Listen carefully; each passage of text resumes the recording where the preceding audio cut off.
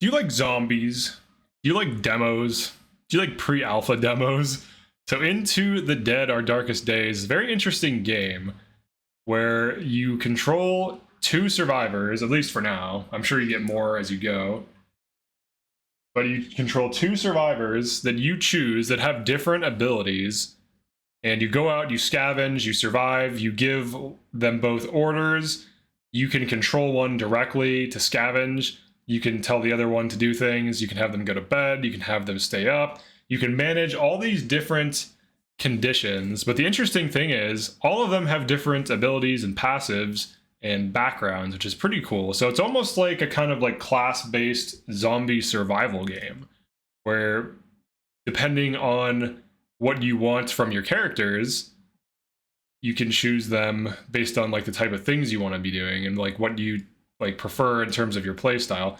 So for example, pacifist attack damage is reduced. That sucks for combat, but medical items are cheaper to craft. So obviously Daphne's a good medic, but a bad fighter. Whereas Penny, increased damage when using a bladed weapon. She's sneaky.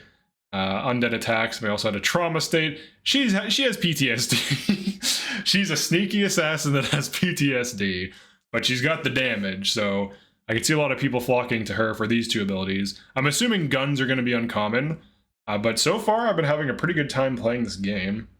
So when you start your game, you get your two very own survivors, and you can explore, you can give them tasks, you can have them go do things. So right now, we're well rested, we aren't hungry, we don't have any debuffs or anything.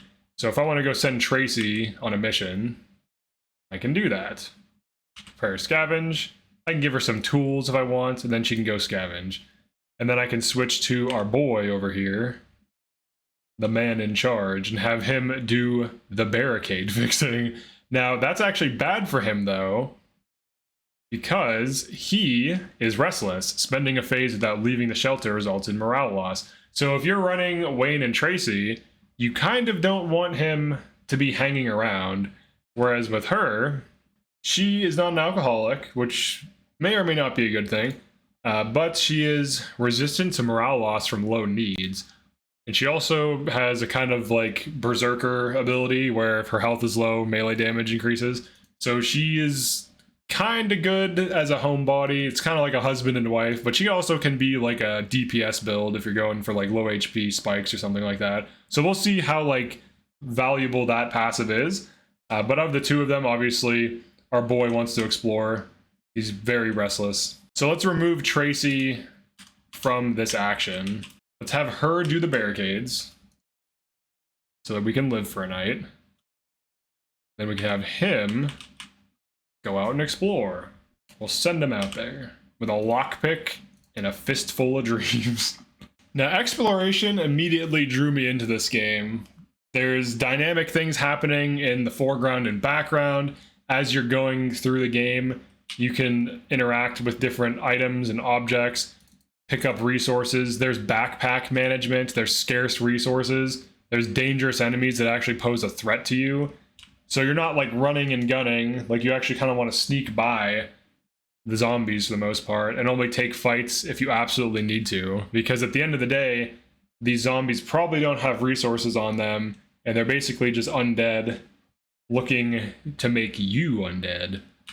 Because right now, technically we are undead though, because we're not dead, right? But here's, so stupid. All right, so here's one of the things that immediately drew me to this game. It's like this type of thing, where there's like all these different interactions with the environments that are organic. So we discovered a new location that looks promising. We can scavenge for other resources.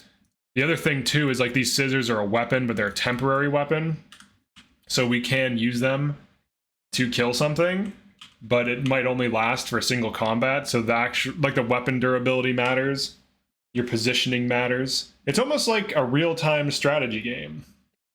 We can do an assassination on this zombie here, but then it actually consumes the scissors and breaks it. But maybe there's something in the shed, but the shed is locked, so we need to use a lockpick to open it.